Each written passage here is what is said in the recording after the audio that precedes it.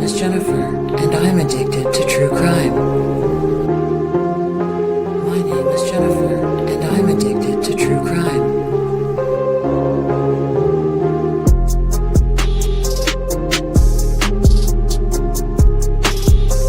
I'm scared to death. I'm frightened, and I don't know what to do. I'm confused, and I want to go home.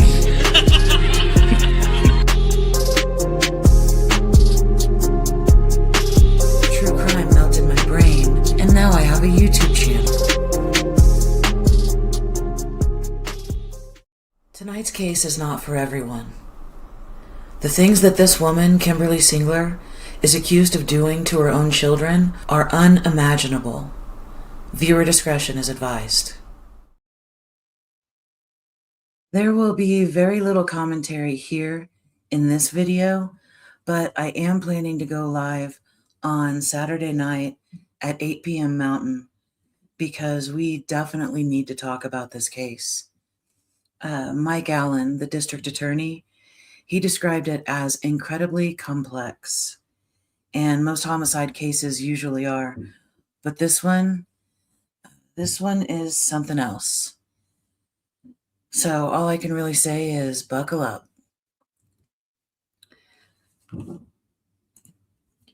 The affidavit of probable cause in this case only actually covers 1 week of investigation.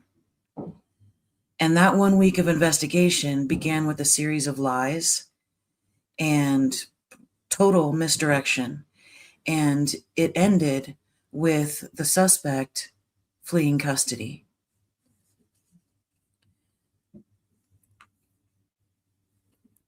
This document is not meant to give us the full story, nor is its public release meant to launch us into some sort of investigation of our own. Believe me when I say this case is in good hands. We are familiar with the district attorney. We are familiar in a lot of ways.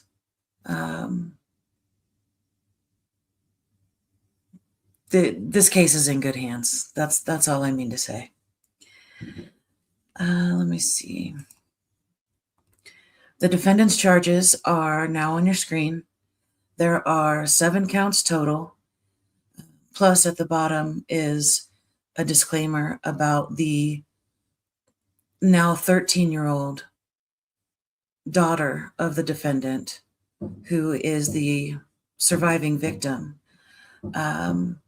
Anyway, it's a disclaimer about the now 13-year-old victim's privacy, and it's important.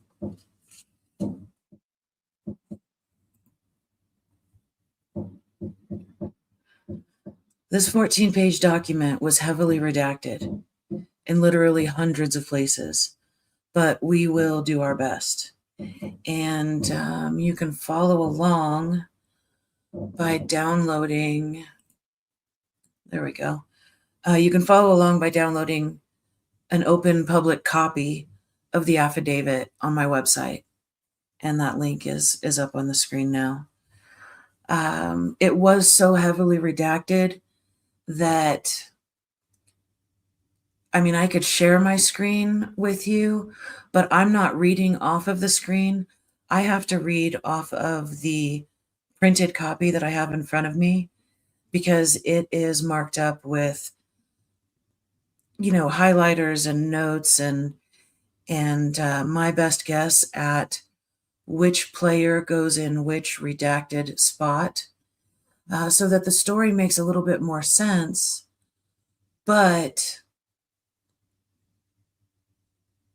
rather than using anyone's name or anything that's identifying of the person described in the affidavit, I've replaced it with these things here that are on your screen.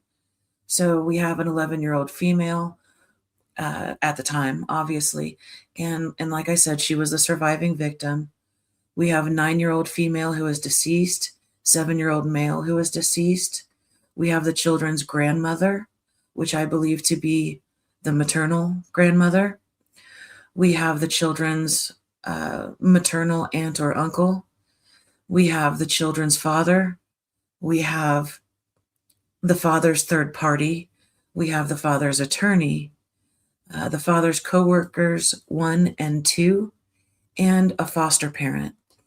I'll go ahead and share my screen just so that you can see how redacted this document really is. Let me see, share screen, affidavit of probable cause.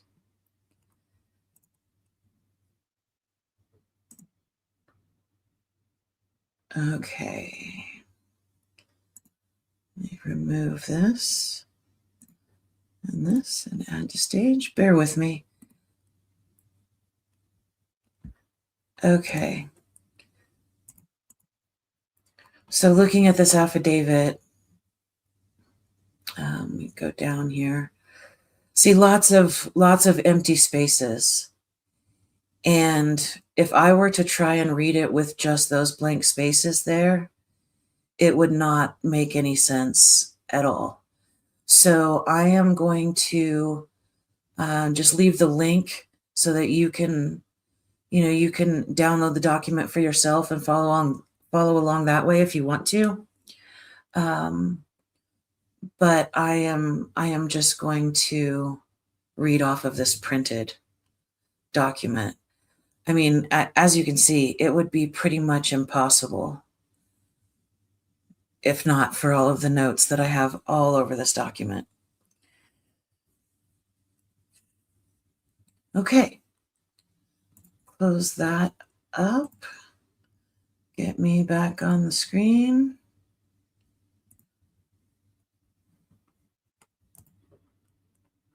True crime melted my brain. Okay, I think that leaving this up will be sort of helpful, but these are all the people mentioned in the affidavit that I had to make notes on where they go so that the story makes sense. And after I've gotten some rest, I will add timestamps to the video. That way you can skip right to it and through it. Okay.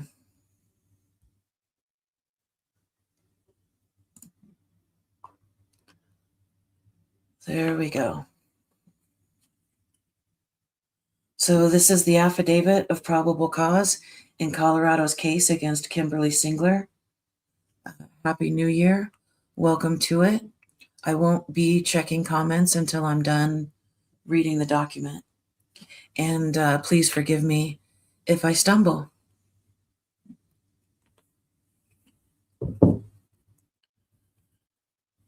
Okay. Your affiant, Detective Rebecca Joins, a police officer for the Colorado Springs Police Department and so employed for over 11 years and now currently assigned to the homicide unit, states under oath that I have personal knowledge of the following facts, which are fully documented in the Colorado Springs Police Department Case Report 23-46877. On December 19th, 2023, at approximately 12:29 a.m., the Colorado Springs Police Department Communications Center received a 911 call from a female, later identified as Kimberlee Singler, stating someone came to her apartment and attacked her and her children. Officers were dispatched to a burglary in progress, and upon arrival, they found 2 deceased children, identified as a 7-year-old male and 9-year-old female. An additional 11-year-old female was transported to Children's Hospital, and Kimberlee Singler was transported to Penrose Main Hospital, both with injuries. The 7-year-old male and 9-year-old female were found in the bedroom lying in bed together. The 9-year-old female had an apparent slash wound to her throat, while it was unclear if the 7-year-old male had been shot or stabbed. Officers observed a gun determined to be a .22 caliber semi-automatic handgun on the floor outside the bedroom closet that was covered in blood. Officers observed live rounds on the closet floor, and during scene processing, 3 spent cartridge cases were located in the bedroom/closet. The handgun was later collected, and when examined, it was observed the magazine and the live rounds in the magazine had blood on them, indicating to your affiant the suspect loaded the firearm after they already had blood on their hands. The scene is a first-floor apartment with a single bedroom. Responding officers did not observe any signs of forced entry into the apartment. There are 2 entry doors into the apartment, one being the main entry door on the west-facing wall and a patio door on the north-facing wall. Both entry doors provided direct access into the living room area of the apartment. The patio door was closed, and the blinds were closed as well, but there was blood on the carpet leading to the patio door and on the interior doorknob itself. There were footprints in the snow outside of the apartment near the patio door, but it was unknown if these were recent. The 11-year-old female provided a brief statement to officers prior to being transported to the hospital. She said she was sleeping on the sofa bed in the living room area at the time of the attack. The 11-year-old female told officers that this happened a few hours ago and that a male came in the side door of their apartment. The 11-year-old female said, something redacted, possibly came over for a Christmas gift exchange, and officers did see opened Christmas presents inside the residence. No further information was obtained from the 11-year-old female at this time. Kimberlee said her mother, later identified as the children's grandmother, left town yesterday and was to return that day. The scene is reported as the grandmother's apartment. Kimberlee initially reported the attack possibly happened at 11 a.m. on December 18, 2023, although it did appear that Kimberlee was not fully coherent. Kimberlee did not identify a potential suspect at that time. It was reported she later told a nurse at Penrose Main Hospital it was her ex-husband who did this, the children's father. Officers located premise history at the residence that had apparent domestic violence nexuses to them. On November 17, 2023, there was a call for service regarding threats made by the father, in which he threatened to kill the kids. The notes in that call screen stated Kimberlee informed officers the incident she wanted to talk about occurred in 2022 in Larimer County. Kimberlee showed the officers printed pages of call logs and text messages which the father had provided to the courts. Officers noted they did not observe evidence to support a stalking had occurred.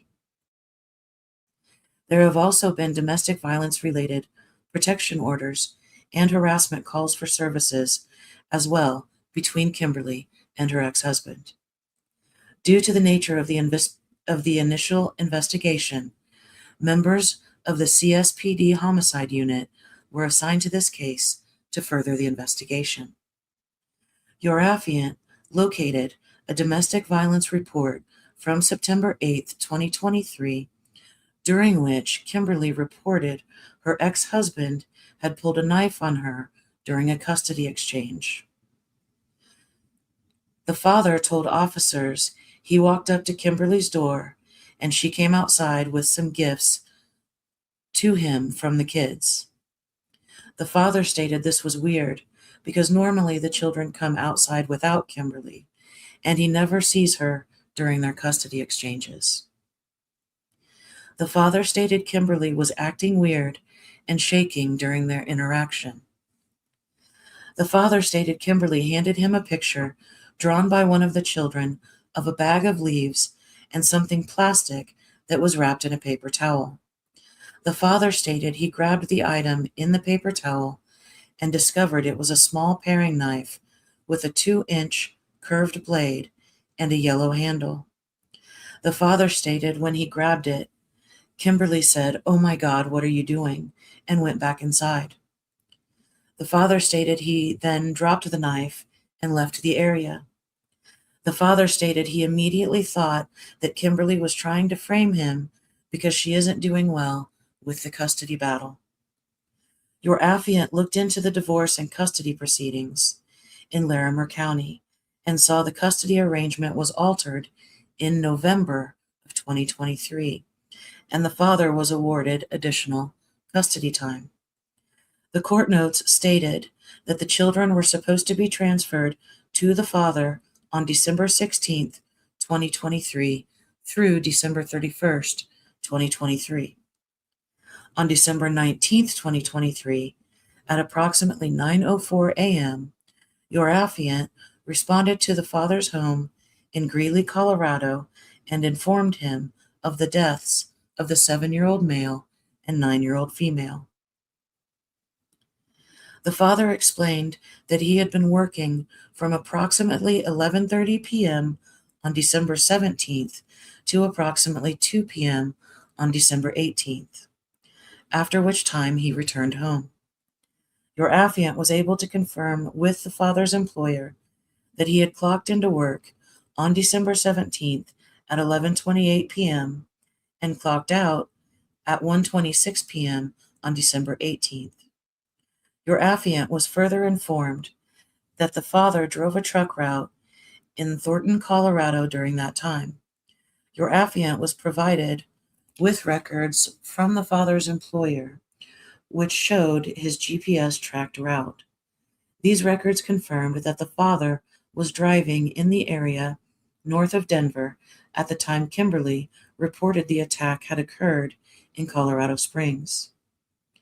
Your affiant asked the father about the custody arrangement, and he explained that he tried to have the children picked up by a third party on Saturday, December 16th, 2023, but Kimberlee did not respond to his lawyer's request until Saturday morning, and Kimberlee did not agree to give the children to a third party.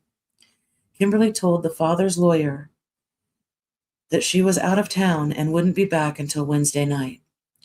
The father's attorney then filed a motion with the Larimer County Court to enforce the custody time or the pickup time on Sunday morning, December 17th, 2023, and on Monday morning, December 18th, 2023, they were notified by the court that a magistrate had issued an order for Kimberlee to bring the children to court on Wednesday, December 20th, 2023, to exchange custody or to exchange the children prior to that date. The court notes stated a voicemail was left for Kimberlee regarding this order on December 18th. Your affiant was able to observe that order and saw that it stated, quote, "If petitioner fails to exchange the children prior to this court appearance, fails to bring the children to court, or fails to appear for court, the court will entertain further argument regarding more drastic measures, such as issuing a warrant instructing law enforcement to take physical custody of the children." End quote.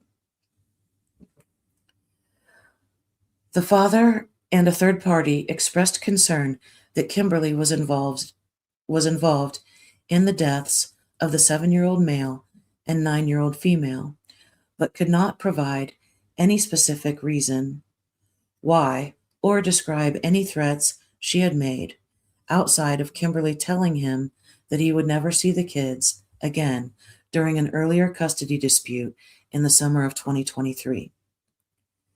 After Kimberlee was released from the hospital, Detective Gardner conducted an interview with her at the Police Operations Center. It was noted Kimberlee sustained cuts to both of her wrists and both sides of her neck. It did not appear that Kimberlee had defensive wounds. During the interview with Kimberlee on December 19th, 2023, Kimberlee said that she suspected her ex-husband, the children's father, was the one behind all of this, as she suspected he had sent someone on his behalf. Kimberlee talked about her relationship with her ex-husband, and she said that he always tries to frame her, but there is never physical evidence to tie to him. She said that the father is trying to get her arrested and have the kids taken away from her. Kimberlee told Detective Gardner that the father previously told her of a vision he had where he had killed her and the children. In this vision, the father described shooting the 7-year-old male and 9-year-old female, but he did not describe what happened to Kimberlee or the 11-year-old female. Kimberlee expressed that her ex-husband and his attorney are playing games with her and waited for her to be evicted so they could complain to the courts that she was moving to make it difficult for her ex-husband to see the kids. Kimberlee gave some historical context to court hearings regarding custody of their children. She said the father admitted in court to the dream he had of killing the family and of other concerning behaviors she would bring forward, but the court found the father credible and her not credible. Kimberlee questioned who else would have the motivation to do this besides her ex-husband. Kimberlee talked about a recent arranged custody exchange where the father sent a third party to get the kids on December 16th. Excuse me. Kimberlee said she was confused, and it made her look bad as she did not take the kids even after having been contacted by the police. Kimberlee said her ex-husband was supposed to have the kids for 2 weeks, ending on December 31st, 2023. Kimberlee told Detective Gardner that she knew her ex-husband would file something and try to take custody from her. When asked if anything had been filed, Kimberlee said she did not know, as she did not look. Kimberlee talked about her checking the status of court motions in the custody case through an online e-file system with the Larimer County courts. Kimberlee talked about what happened and said she woke up feeling weird and woozy and wondered if someone came in and, quote, did something the night before, end quote. Kimberlee described the 7-year-old male and 9-year-old female as sleeping in late and acting drowsy as well. She said she forgot to lock the patio door, so the patio door had been unlocked from December 17th. On December 18th, at approximately 11 a.m., she was in between the living room area and the only bedroom in the apartment when someone entered through the patio door. Kimberlee believed that person must have attacked the 11-year-old female first, and as she was going to the bedroom, the suspect grabbed her upper arms from behind and spun her around. Kimberlee could see the suspect as a dark figure, but could not provide a further detailed description. Kimberlee assumed the suspect was a man because of the strength and height of the person, but had no additional details regarding the suspect. Kimberlee discussed having a medical condition that causes her to faint or lose consciousness frequently, and after the suspect grabbed her, she fainted. When Kimberlee regained consciousness, she was on the sofa bed in the living room and saw that the 11-year-old female was next to her on the sofa bed and had sustained injuries. Kimberlee got up and locked the patio door, after which she went to the bedroom and found the 7-year-old male and 9-year-old female deceased on the bed. Kimberlee reported she covered them both with a blanket, and when she saw the 9-year-old female, she thought that she looked uncomfortable, even though she knew she was dead, so Kimberlee put a pillow under the 9-year-old female's head. Kimberlee said, at that point, she was very weak and faint, so she had to go lay down back on the sofa bed next to the 11-year-old female. Kimberlee stated she was able to get water for the 11-year-old female throughout the day to keep her comfortable, but she did not have the energy to look for her cell phone. Kimberlee said she was also too weak to get a neighbor and further was worried the suspect was waiting for them outside. Kimberlee said she was waiting for her mother, the children's grandmother, to return home, but the grandmother never returned. Kimberlee said just before calling 911, her phone randomly started playing music, which alerted her to its location, and she was able to find her phone and then call the police. Another statement made by Kimberlee during the interview was that she felt the suspect injured her and cut her wrists in order to make it look like a murder-suicide if she were to have died. After the interview with Kimberlee was completed, she was released pending further investigation. While Detective Gardner was conducting an interview with Kimberlee, and while the scene investigation was being conducted, Detective Gasper was assigned to respond to the Children's Hospital to determine the medical status of the 11-year-old female and to determine if she could provide any suspect information or description of the assault/homicides that occurred. The 11-year-old female was in surgery initially. However, once surgery was complete, she was moved to the pediatric intensive care unit for recovery. The 11-year-old female was able to provide Detective Gasper with a description of what she recalled about the incident. The 11-year-old female stated that she was watching YouTube on the TV in the living room while sitting on the couch. She said Kimberlee Singler, her mother, had the side or patio door open. She said she thought the door was open to let some air into the residence. The 11-year-old female stated, quote, "And then the person came in and cut me with a knife on my neck. And I was the first one, and that's kind of all I remember," end quote. Detective Gasper asked if she remembered what the person looked like. She said it was, quote, "just a man," and added that she had never seen that person before. The 11-year-old female stated that she didn't believe she would be able to recognize the man if she saw him again.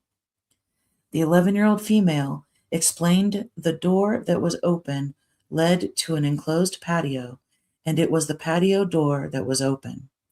She explained at the time the incident occurred, her brother and sister and mother were all at home. She said they also live with her grandmother, who was not home, and that she was with a friend. Kimberlee was in the only bedroom in the residence at the time of the attack, according to the 11-year-old female. In order to attempt to establish a timeline as to when the attack occurred, Detective Gasper asked the 11-year-old female about what time of day the man had entered her residence. The 11-year-old female stated it was still bright outside, and it was going into the afternoon hours. She said that if she had to guess at a time, she believed the incident occurred between 11 a.m. and 1 p.m. Detective Gasper commented that it was dark out when the police were notified of the incident. The 11-year-old female explained that Kimberlee couldn't find her phone.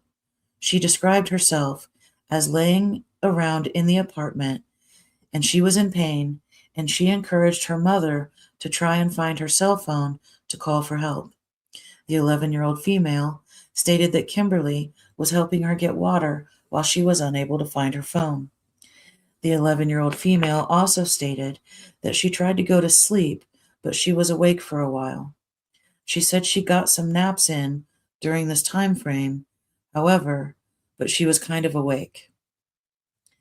The 11-year-old female added, during the time frame, she was in the apartment after the attack Kimberlee stayed with her and was trying to make sure that she was okay. Kimberlee would go and check on her siblings, on the 11-year-old female's siblings, but she rested with the 11-year-old female just to make sure she was okay.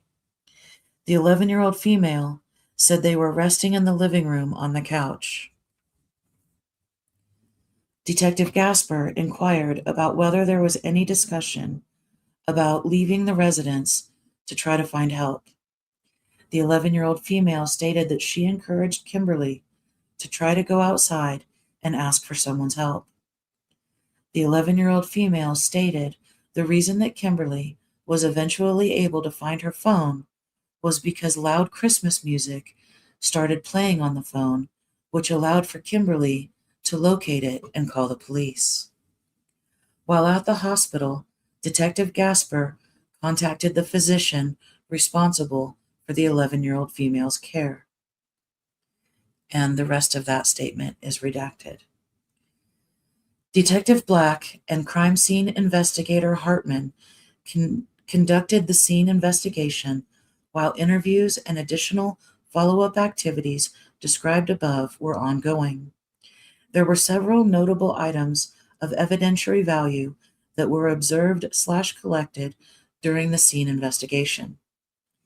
In the kitchen trash, the following items of evidence were located. Item A was an empty prescription bottle prescribed to Kimberlee Singler, filled at King Soopers on Stetson Hills Boulevard. The prescription number is redacted. The name of the prescription is redacted, but there were 60 25 milligram tablets to be taken 1 to 2 tablets by mouth every evening as needed. And the manufacturer has also been redacted. Underneath that, it notes that the tablets are round and white with redacted markings. They were dispensed on November 30th. The prescription was written on November 30th of 2023, and there were no refills. Item B was Unisom sleep tabs, 80 count tablets, 2 empty boxes and 2 empty bottles. The next items were Advil liquid gels, 1 empty box for Advil liquid gels, 200 milligram, 160 count tablets. And it notes that this bottle was observed in luggage in the bedroom near other over-the-counter products. And the final item, item D, was ripped up court documents from a November 17th, 2023 court hearing related to the Larimer County custody case.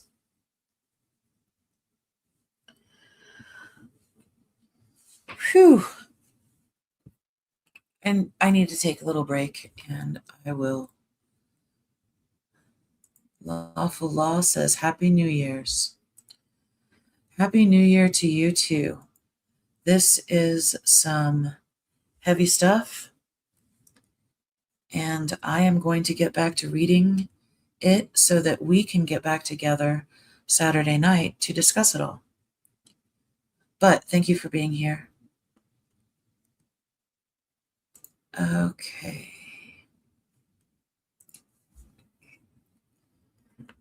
Where were we? Oh, I needed a drink. That's where we were.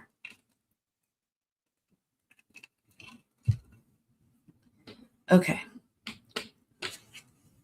New section. Furthermore, the 7-year-old male and 9-year-old female were located on the bed within the sole bedroom of the apartment.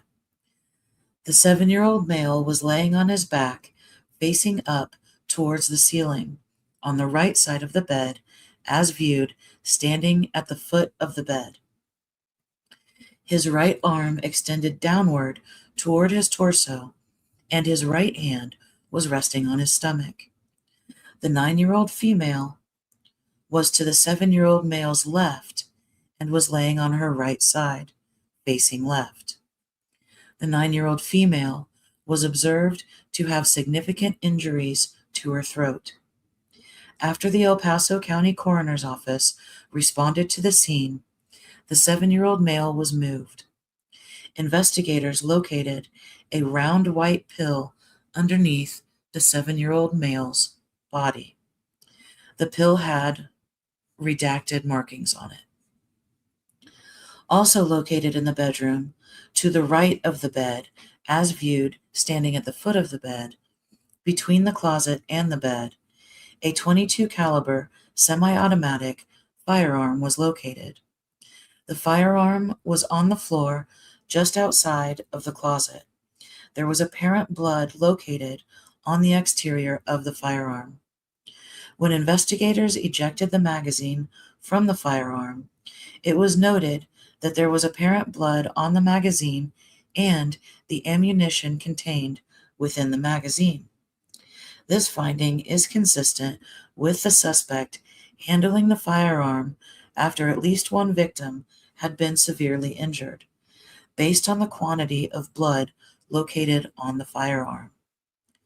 Investigators could not determine if the 7-year-old male or 9-year-old female had been shot while the scene investigation was ongoing. As investigators continued with the scene investigation, it was noted that there was no cast-off blood stains or blood spatter on the walls, furniture, or any other location within the apartment. This finding is consistent with the suspect causing severe lacerations to multiple victims' necks, while those victims would be unable to defend themselves for some reason at the time of the attack. On the living room floor, near a mattress with pink bed coverings, in the middle of the room, a knife was located. The knife had a black handle and silver blade. There was apparent blood located in multiple areas of the knife, including the blade and handle. Investigators examined the patio area previously described by the 11-year-old female. Investigators noted there was no disturbance in the dust/dirt on any railing of patio or on the ground around the patio. There were no obvious footwear impressions in the snow outside the area leading directly to the patio. Additionally, there was no blood evidence found on the patio and the patio furniture, which was positioned just below the railing, was neat and orderly. Sorry, I did not read that well. Okay. Additionally, there was no blood evidence found on the patio, and the patio furniture, which was positioned just below the railing, was neat and orderly. Additionally, there was no blood evidence located in the front porch area or on the walkway leading to the front entrance to the apartment. On December 20th, 2023, the El Paso County Coroner's Office conducted the autopsies for the 7-year-old male and 9-year-old female. It was determined that the 9-year-old female sustained a gunshot wound to the top and center of her forehead. This injury was not visible until her hairline was cleared and examined in detail. It was noted that stippling was present. Your affiant advises the court, based on training and experience, that stippling is only present when a gunshot is fired within a relatively close range of fire. An exit wound was located in the middle of the back of the 9-year-old female's head. A 9-year-old female also sustained severe lacerations to the front of her neck. And the rest of that statement is redacted, and I am glad. The manner of death was determined to be homicide. Upon examining the 7-year-old male, the coroner noted a gunshot wound to the left side of his forehead. This injury was not visible until his hairline was cleared and examined in detail. An exit wound was located behind the 7-year-old male's right ear, and a projectile was recovered from the 7-year-old male's right index finger. The 7-year-old male also had a superficial laceration to the right side of his neck. And the rest of that statement has been redacted. Thank God. The manner of death was determined to be homicide. It was noted that neither the 7-year-old male nor 9-year-old female had identifiable defensive wounds. The evidence on scene and observations at autopsy led investigators to believe that the 7-year-old male had to have been moved after having been shot. It appeared that the 7-year-old male's right hand was likely underneath his head at the time of the shooting, based on the fact that a projectile was located in his right index finger. Later in the day, on December 20th, 2023, Kimberlee Singler, after having been released from the hospital, I'm sorry, I need to start that over. I made a mistake. Okay. Later in the day, on December 20th, 2023, the 11-year-old female, after having been released from the hospital, participated in a forensic interview regarding events from the evening of Sunday, December 17th, through the time when officers arrived during the early morning hours of Tuesday, December 19th.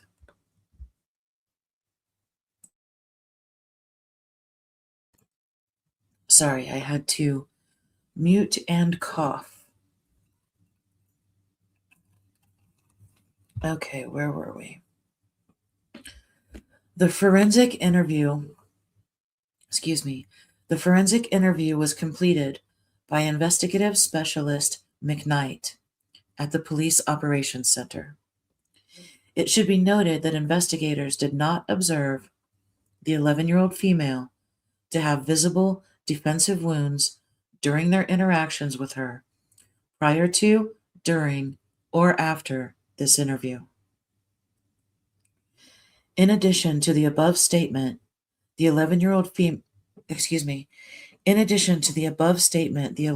female made during her previous interview with Detective Gasper, the 11-year-old female stated that she saw a man standing on the exterior of the apartment prior to the attack. She stated that she saw a man climb over the balcony on the exterior of the apartment and break into the apartment via the patio door.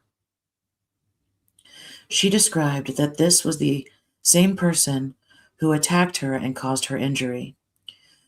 She said that Kimberlee, the 7-year-old male, and the 9-year-old female were also cut. The 11-year-old female again described how Christmas music played on Kimberlee's phone, which allowed them to find the phone and call for help. The 11-year-old female recalled that when police arrived on the scene, they told her to be careful because there was a knife laying on the floor nearby. The 11-year-old female described the knife as a kitchen knife, but she was unable to provide a description of it. The 11-year-old female said the knife felt rigid as she was being cut by it. She said she didn't know if the knife was his or if he had gotten it from the kitchen. The 11-year-old female didn't see the man go into the kitchen prior to the attack. The 11-year-old female stated that she thought she had fainted after she was attacked. When further describing the naps she took after being attacked, the 11-year-old female stated that she only really remembered the last time she woke up. She described being scared and stated that she was in pain. The 11-year-old female said she tried not to look around because she was scared. She recalled seeing Kimberlee, and she remembered that she, Kimberlee, was also injured.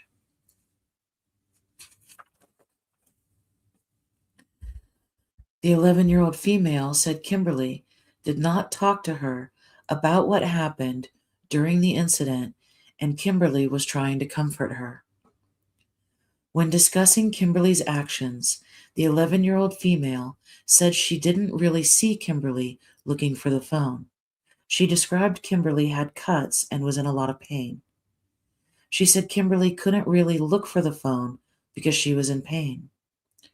The 11-year-old female said Kimberlee would occasionally stand up to look for the phone, but couldn't further describe her attempts to locate the phone. McKnight inquired as to whether weapons are kept in the residence. The 11-year-old female stated she didn't think so, unless the grandmother had something that she didn't know about.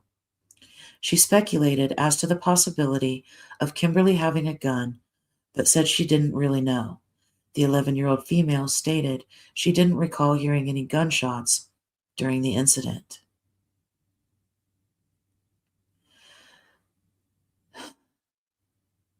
The 11-year-old female further stated she didn't learn that the 7-year-old male and 9-year-old female were deceased until after she was at the hospital.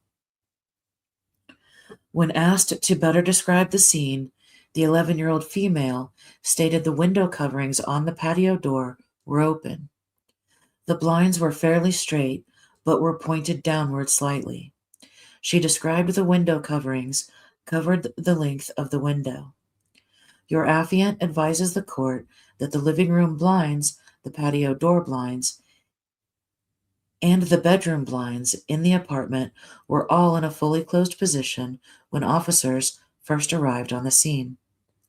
In addition, there was no blood observed on the strings of any of the blinds, which would indicate the blinds had been in a closed position prior to the stabbing occurring. During the forensic interview, the 11-year-old female described an impromptu Christmas party the evening of Sunday, December 17th. She said she thought her, redacted, might come and pick them up, which is why she believed they celebrated Christmas early. Okay, I'm going to assume that's the father.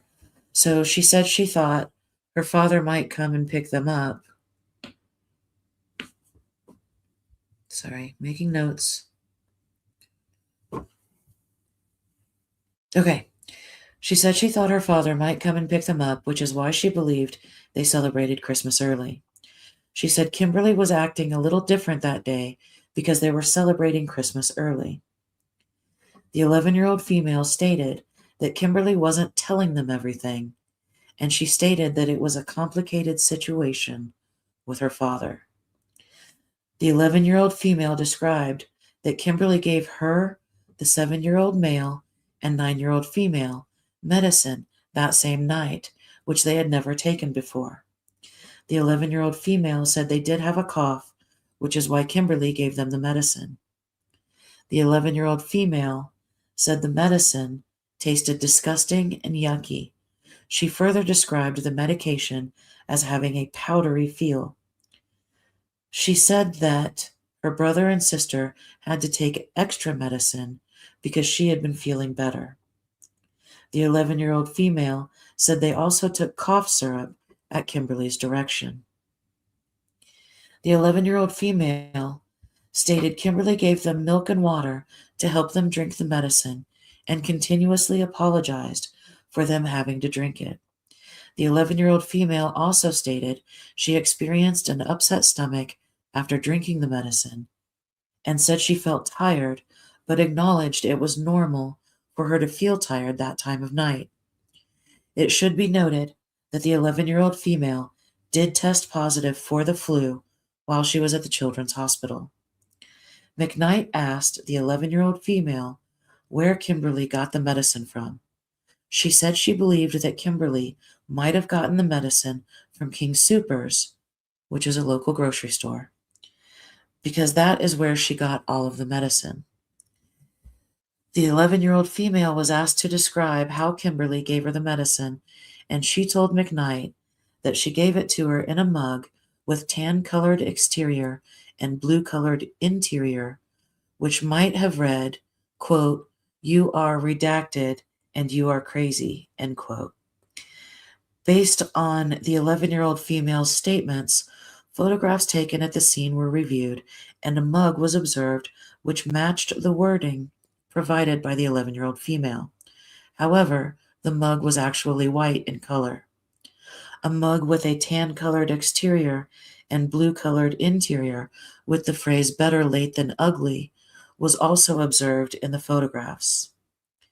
Both mugs in some way were described by the 11-year-old female. The 11-year-old female was unable to describe the mugs used by, and the rest of that statement is redacted. The 11-year-old female described that she had missed school due to being sick I'm sorry, let me start that over. She was sick Monday through Thursday. Okay. The 11-year-old female described that she missed school due to being sick the Monday through Thursday prior to the attack. She explained that she had a stuffy/runny nose and a cough. She said that while she was sick, Kimberlee didn't give her the powdery medicine. This was a new medication that was given to her. The 11-year-old female, who after the initial investigation began, had been placed in protective custody of the El Paso County Department of Human Services, was further placed with a foster family after the interview was completed.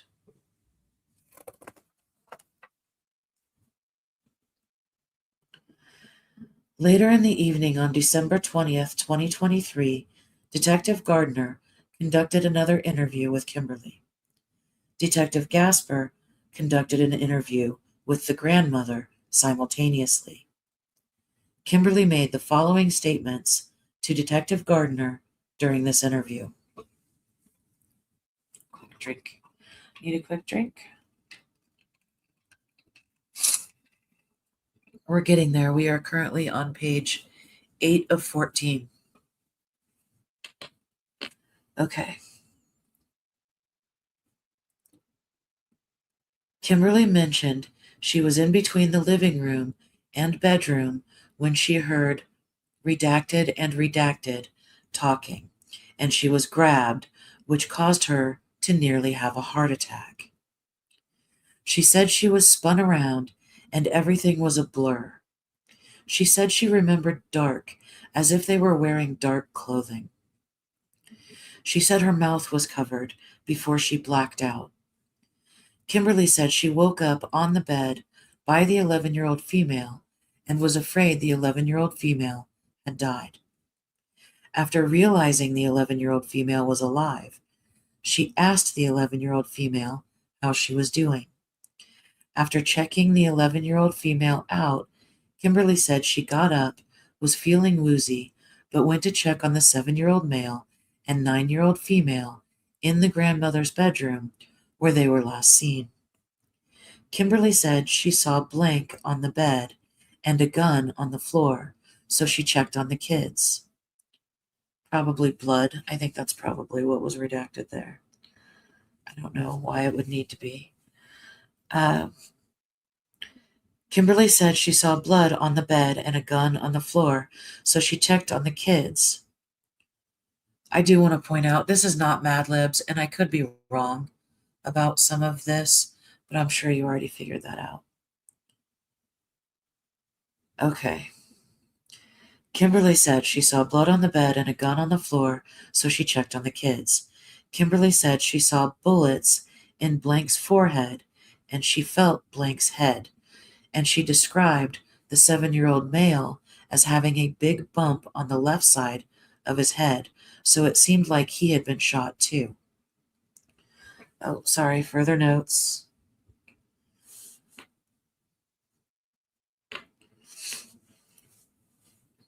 Okay, Kimberlee said their necks had also been slashed. Kimberlee talked about covering the 7-year-old male and 9-year-old female up with a blanket because she did not know what to do, and it was a horrible sight. After returning to the living room, where Kimberlee noticed the door, the patio door, was slightly ajar, so she got up and closed and locked the door before laying down. Kimberlee did acknowledge nobody else was in the apartment when she woke up. Kimberlee again mentioned she did not have the strength to look for her phone and figured her mother, the grandmother, would be home in the afternoon and she could call 911. When asked why she did not go and seek help from neighbors, Kimberlee said she was so weak and did not have the strength to go wandering around. Kimberlee reiterated she was able to find her phone after it started playing music and she was able to call 911. Kimberlee did mention she saw the knife on the bed after she woke up and she eventually grabbed a hold of the knife and placed it on the floor. Kimberlee did not recognize the knife as being one from their kitchen. Regarding medications she gave blank when they were recently sick, Kimberlee said she gave a liquid form of children's Tylenol to blank, and all 3 kids got cough syrup.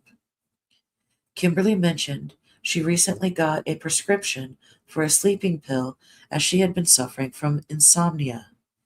Kimberlee said she tried the sleeping pill once, but it also made her feel groggy, so she did not keep using it. Tried the sleeping pill once.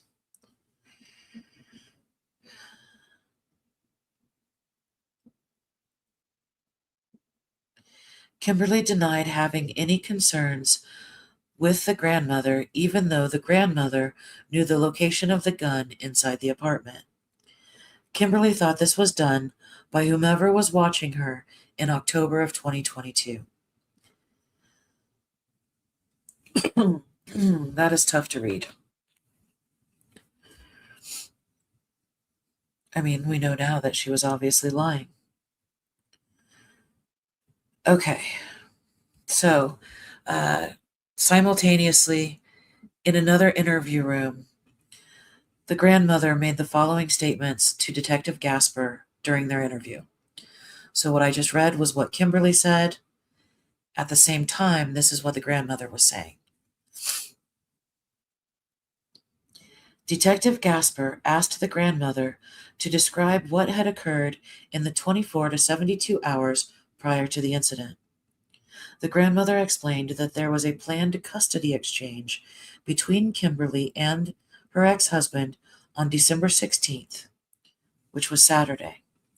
The grandmother went on to explain that a third party arrived at the Colorado Springs Police Department, Stetson Hills substation, to take custody of the children.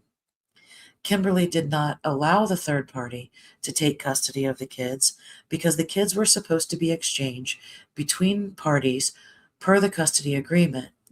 Kimberlee considered the father to be one of the parties and did not consider the third party to be a party authorized to take custody of the kids. Therefore, Kimberlee did not relinquish custody of the children at that time. The father's lawyer became involved in this particular incident, and it was determined that the custody exchange would take place on December 21st, which would be Thursday. The grandmother explained that the father wanted custody of the kids, and there was an ongoing battle between Kimberlee and her ex-husband. She went on to explain several incidents where the father had displayed concerning behavior with the children. During this conversation, she explained that Kimberlee has not been able to afford an attorney and has been handling all of the custody issues on her own. The grandmother explained that judges in Fort Collins and Greeley have repeatedly not listened to Kimberlee's claims about concerning behaviors regarding her ex-husband, despite evidence Kimberlee has provided to the courts. The grandmother explained that according to statements made by the kids and by Kimberlee, the father is not a protective parent and he provides little structure for the kids. Excuse me. The The grandmother explained that Kimberlee provides protection and the structure that the kids need.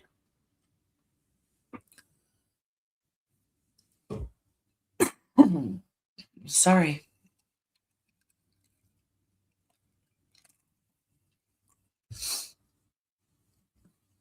Okay.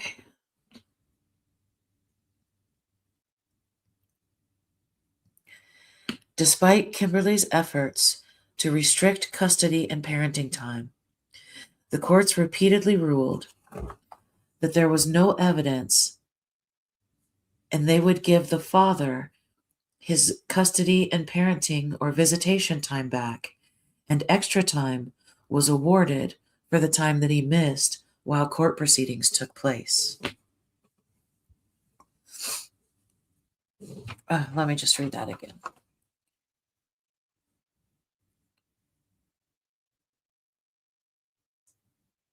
Despite Kimberlee's efforts to restrict her ex-husband's parenting time, the courts repeatedly ruled that there was no evidence and would give the father his parenting time back, and extra time was awarded for the time that he missed while court proceedings took place. The grandmother went on to explain several instances in which there were allegations of menacing with a knife, guns in the car with children, and issues regarding child support and spousal support payments after Kimberlee and the father got divorced. She explained that Kimberlee accused him of threatening her with a knife, but no arrest was made. The grandmother said that Kimberlee knew him to have many guns and he would keep them in the car with the children, which was perceived to be unsafe. The grandmother explained that there was an incident that occurred last year in which Kimberlee left the state with the children and drove to Utah. Kimberlee reported that someone was watching her at the residence, and when she left, people were following her to Utah. She explained that Kimberlee did what she felt like she needed to do in order to keep the children safe. Detective Gasper and the grandmother discussed whether or not Kimberlee has ever sought mental health assistance to help her deal with the stress caused by the divorce. She said no. The grandmother stated that Kimberlee has not been diagnosed with any mental health conditions. She said that Kimberlee has a thyroid condition that is hereditary, and the only medication that Kimberlee takes is to treat that thyroid condition. The grandmother stated she did not know Kimberlee to have any issues sleeping, nor was she aware of Kimberlee taking any sleep aids to deal with issues sleeping. The grandmother stated she was aware that the 7-year-old male and 9-year-old female had sustained gunshot wounds to the head. She said she couldn't help but think that Kimberlee's ex-husband was somehow behind this, that he had hired somebody to do this. Detective Gasper inquired as to how the grandmother knew the 7-year-old male and 9-year-old female had sustained gunshot wounds to the head. She said Kimberlee told her that the kids have gunshot wounds and that Kimberlee was aware of the gunshot wounds because she found the kids. As a reminder, investigators on scene were unable to observe any gunshot wounds to either the 7-year-old male or 9-year-old female, and the presence of any gunshot wounds was not determined until the autopsies were completed. The grandmother advised Detective Gasper there was a firearm in the house which was registered to redacted. She explained that the firearm was given to her youngest adult child, which is either the children's aunt or uncle, who currently lives in Korea. According to the grandmother, according to the grandmother, a third party purchased the firearm and gave it to the children's and her uncle for self-protection purposes. The grandmother stated that the firearm was kept in a box in the closet and that the firearm was never loaded. However, she believed that there was ammunition kept in a smaller box in a different location within the closet. The grandmother said she assumed that the firearm was located where she last put it. The grandmother further explained she hadn't physically seen the gun in the past year. The grandmother said the only people who would know where the firearm was kept was herself,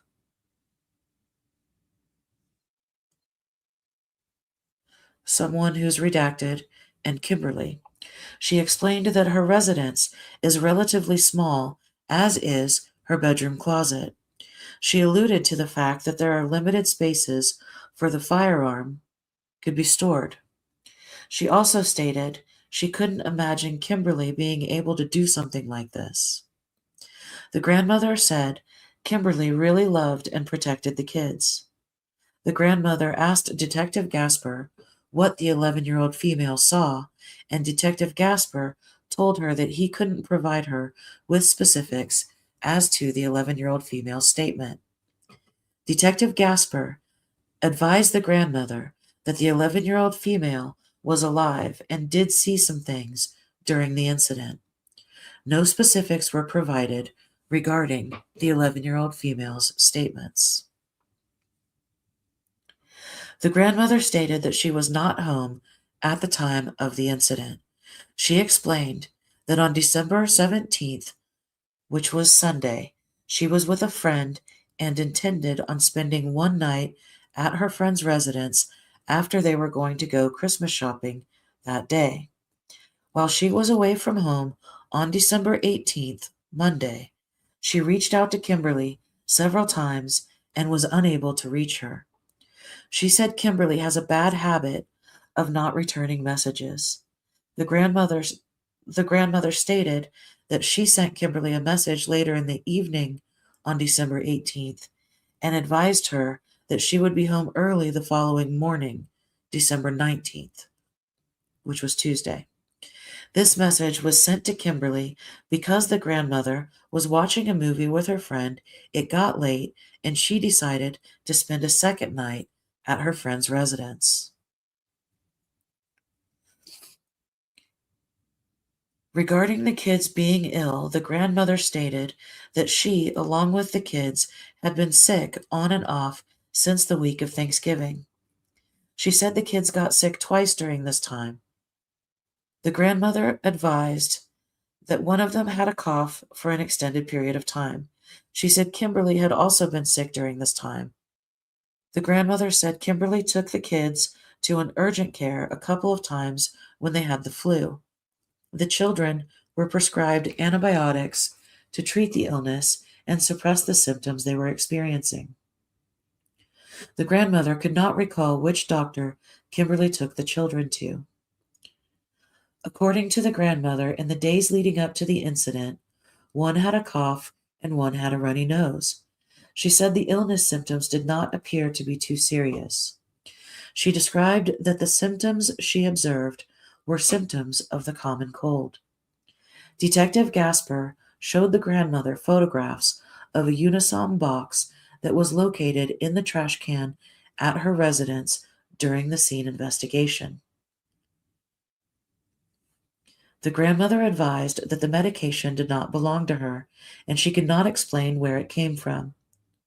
The grandmother stated she was unaware if Kimberlee had taken sleep medication or not, and had no knowledge of the Unisom being in her residence. Detective Gasper also showed the grandmother a digital photograph of the knife located at the scene. The grandmother examined the photographs and stated she did not recognize the knife located at the scene. She pointed out differences between the knife, which had blood on it, and knives she had in the silverware drawer. She indicated she did not believe the knife that appeared to be used during this incident came from her residence.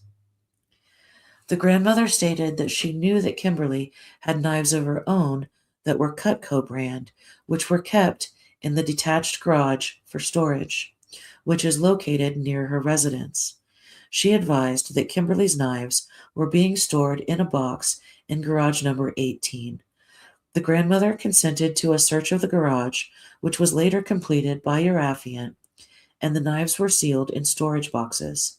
The grandmother stated she asked Kimberlee if she recognized the knife located at the scene, and Kimberlee had said no. Detective Gasper then showed the grandmother digital photographs of the firearm located at the scene.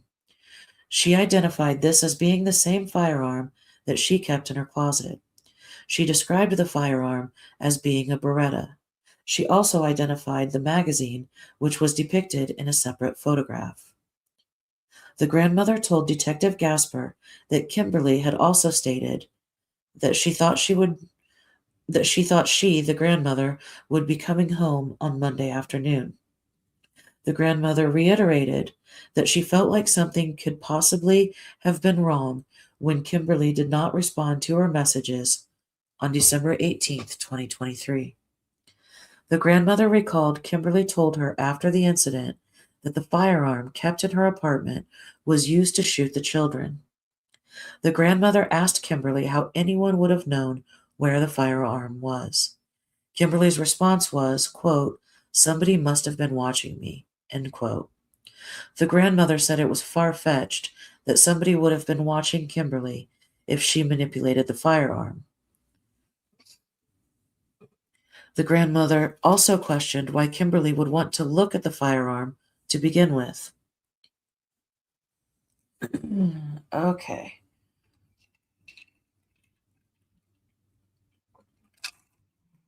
Quick pause. During a break in the interview with the grandmother, Detective Gasper collaborated with Detective Gardner and other members of the investigative team. Detective Gardner was also taking a break from his interview with Kimberlee. It was determined that the grandmother and Kimberlee would be placed into a recorded interview room together while investigators continued to complete follow-up on the case. Investigators monitored the interaction between the grandmother and Kimberlee via live video feed. The following statements were heard by investigators. The grandmother told Kimberlee it was only the two of them, grandmother and Kimberlee, who knew where the gun was located. Kimberlee said someone had been watching her. The grandmother told Kimberlee nobody would be watching inside the house. The grandmother then questioned who would be watching inside the house from the outside. Kimberlee responded by saying, quote, "A creeper who was planning on killing someone," end quote. Kimberlee said, "That is what murderers do. They sit and watch people." Kimberlee further described people as being creepy and having sneaky ways. During further questioning by the grandmother, Kimberlee said she had taken the gun down in November as she was going to bring it in to show an officer. The grandmother acknowledged this did not make sense and talked about the probability of that being someone outside watching through a window, and it being so unlikely. Kimberlee said they could have been using binoculars. The grandmother asked Kimberlee how many times she would go into the closet and look at the gun, and Kimberlee said it was just the one time.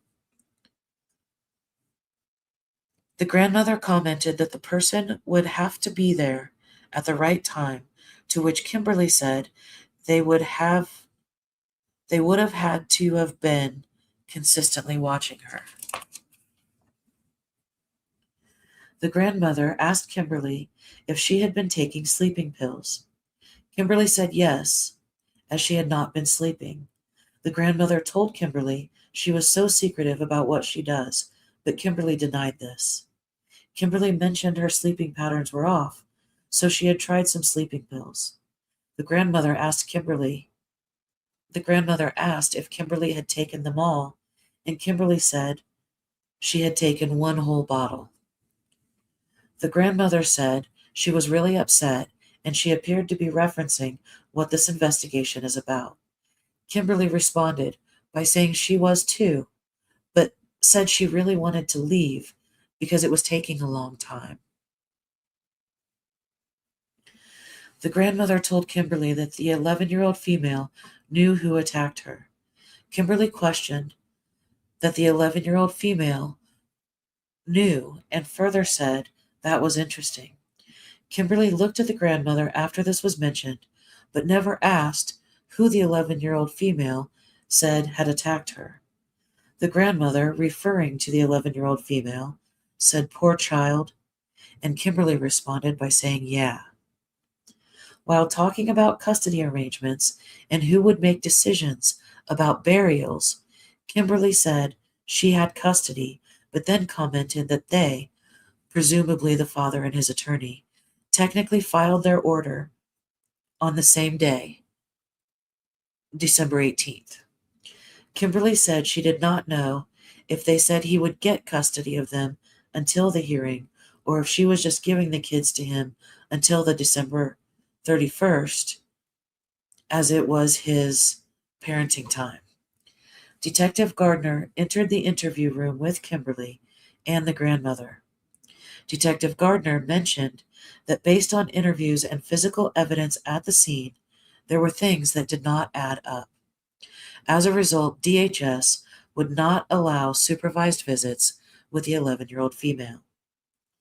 Detective Gardner talked about how there were very few people who knew where the gun was kept, who had access to it, and who would know that the door was unlocked but not open. Kimberlee replied, "Uh-huh." Kimberlee was told that between what the 11-year-old female told investigators, what Kimberlee had said, and what the scene showed, none of it made any sense. Kimberlee was asked if there was any way if she had hurt the 11-year-old female and herself. Kimberlee said no. Regarding evidence, Kimberlee said she did not know and thought they, the suspect, probably were wearing gloves. Kimberlee was told by Detective Gardner that he had to look at the evidence he had, and he cannot discount evidence that we don't find. Detective Gardner continued by telling Kimberlee she had said it was probably really well planned, and she previously said it was crazy and she did not know how someone else knew where the gun was unless that person was watching. Detective Gardner mentioned that she said she did not know if it was possible for just one person to watch her. Detective Gardner told Kimberlee this did not sound reasonable. Detective Gardner mentioned that previously she did not talk about the knife, but today she said she picked it up and moved it. As the conversation continued, Kimberlee was asked if she had anything else she wanted to say. Kimberlee said she hoped Detective Gardner can find what he can find. She further said this is why she had told Detective Gardner that since her ex-husband is always turning things around on her, she assumed that he would try to make it look like she had done this. As Detective Gardner was talking about the direction the investigation was pointing him, Kimberlee said her ex-husband just keeps doing things and getting away with it. She asked if it came to looking like she did it, what could she do?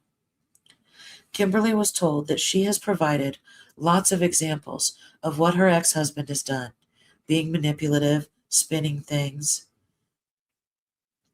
and how he has a lawyer who does the same thing. Detective Gardner told Kimberlee this, referring to the investigation, was not parenting time. It was not the father not seeing the kids for 5 months. This was the shooting of 2 kids in the head and slashing their throats. Kimberlee replied, "Yeah." Detective Gardner asked Kimberlee how those things can logically be compared.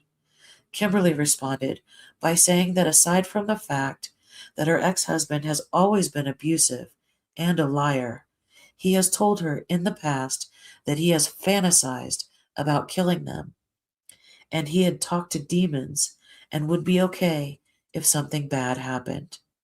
Kimberlee said her ex-husband has made strange, creepy comments and that she felt he was capable of doing anything. Ultimately, the grandmother, after hearing the line of questioning and statements made by Detective Gardner, said she thought that Kimberlee needed an attorney. The interview concluded a few moments later.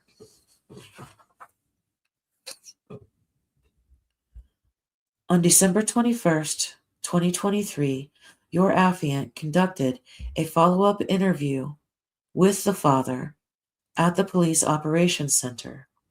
During that interview, your affiant asked the father about a conversation he had with a coworker, which your affiant had been told about by the father's employer. The father said a few months prior, he and a coworker had been talking about divorce and custody, and the coworker mentioned that the father should watch the movie Throw Mama from the Train, but didn't say anything further about it at that time. The father stated he later asked the coworker what the movie was called, and when he was told the name, he tried to watch it but didn't like it. Your affiant is aware part of the plot of this movie is that two people will commit a murder for each other, so neither one is suspected when someone close to them is killed. The father explained that sometime after that, the coworker was drunk and came over to the father's house, where he asked him what he thought of the movie. The father said the coworker further made statements that they should do that for each other, but the father kept changing the subject. The father said he never asked the coworker to do anything for him and never gave him Kimberlee's address or any information about her. Excuse me. Afterwards, the father told another coworker that he did not want the initial coworker hanging out with their group anymore because of what he had suggested. Your affiant also asked the father about the dream he had that had been mentioned by Kimberlee. The father stated that in either 2016 or 2017, he was at a hotel and had a nightmare that a, quote, dark demoned figure, end quote, approached him in the hotel room and told him to kill the kids and Kimberlee. The father said it was a nightmare, but it felt so real that he was disturbed by it. The father said he and Kimberlee were still married at the time, and he thought that he could talk to her about it, and he told her that he would never do any of that. The father stated Kimberlee has used it against him ever since. During that interview, the father agreed to have his cell phone data downloaded. The father advised your affiant that he was into criminal law type stuff, and she would see in his phone a couple of months ago where he was binge watching criminal cases that had happened, including family loss and murderers who thought they'd get away with this type of stuff. The father said he watched those videos on YouTube and they had millions of views by people, but he just wanted to make your affiant aware of it on his phone.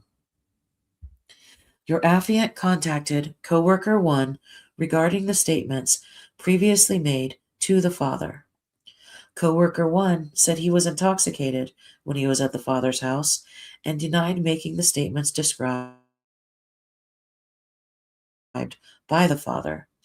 Records showed coworker 1 clocked out of work on December 18th, 2023 at 9:34 a.m. Your affiant asked coworker 1 where he went after work on that day, and he said that he went home. Since the time of the initial investigation, investigators worked collaboratively with the Colorado Springs Police Department, Metro Crime Lab, and the Colorado Bureau of Investigation to expedite DNA processing on items of evidence that were DNA relevant to this investigation. One of these items was the knife located at the scene. On December 21st, the Metro Crime Lab provided a report to investigators, which stated the knife had been processed for DNA and several conclusions had been made. The following conclusions were made by the Metro Crime Lab. DNA was located on handle, both on the right side and left sides. The DNA testing confirmed the presence of blood. There was a mixture of two contributors. The major DNA profile was determined to match the DNA profile of Kimberlee Singler. On December 23, 2023, the CBI report concerning the DNA testing on the handgun was provided to investigators. Of note, DNA from Redacted and Kimberlee were found in various locations on the handgun. Kimberlee Singler's and Redacted's DNA was found inside the magazine as well. Based on the investigation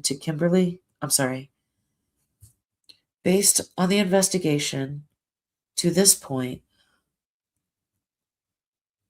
only the grandmother and Kimberlee Singler knew the presence of the handgun and its location within the bedroom closet.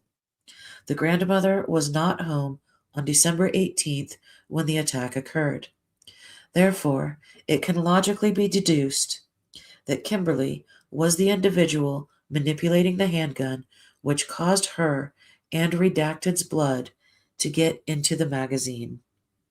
Well, on December 25th, 2023, Sergeant Dabb was contacted by the foster parent for the 11-year-old female.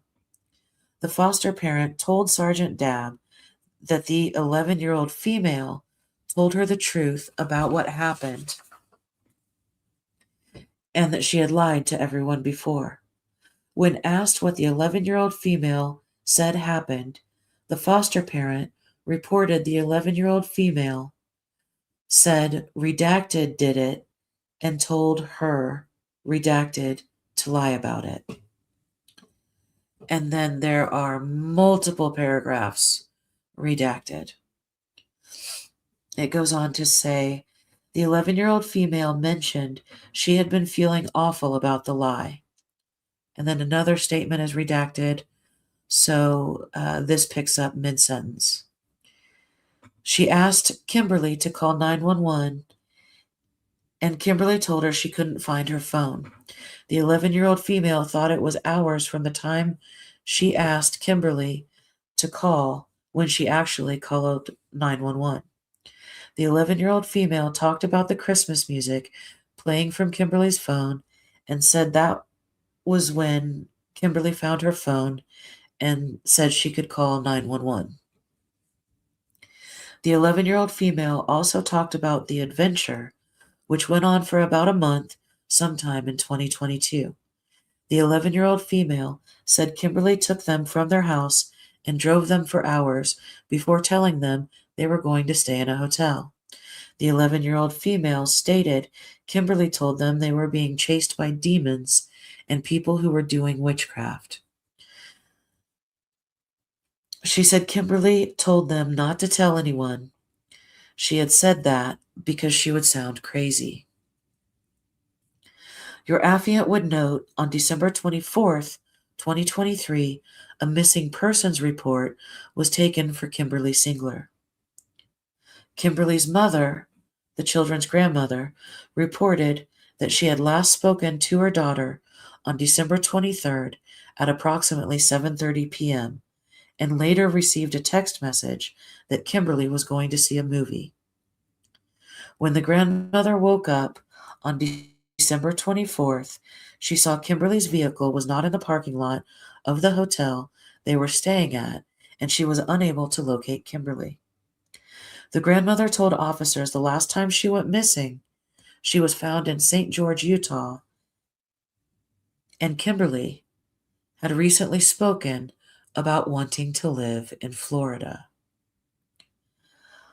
Officers checked Kimberlee's hotel room and found all of Kimberlee's items had been removed.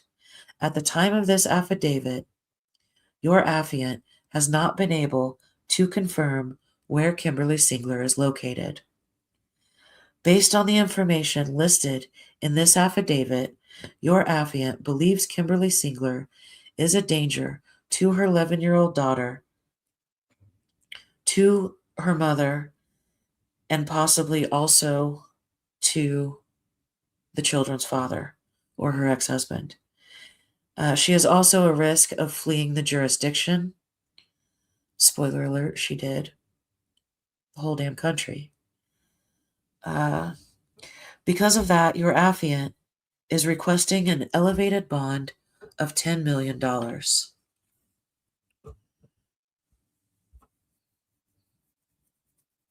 And then it just basically reads out the charges again. So once again, that was a lot. Once again,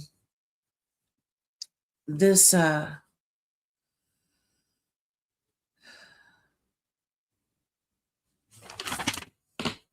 is heavy. I mean, there is so much information in this affidavit to unpack. I just felt like the first step would be for me to read it from start to finish as uninterrupted as possible so that we could then turn around and review it and pick it apart and turn it into a pretrial timeline. Now, am I researching the case? Yes. Am I studying the case? Yes. Of course I am. I want to be ready to understand the proceedings by the time they finally roll around. And who knows how long that will be. I assume at some point competency will be raised, maybe more than once. I assume at some point the defendant will plead not guilty by reason of insanity, at which time, there has to be a series of mental health evaluations to determine her sanity. We've been through this before. So when Letitia Stalk was extradited in March or April of 2020,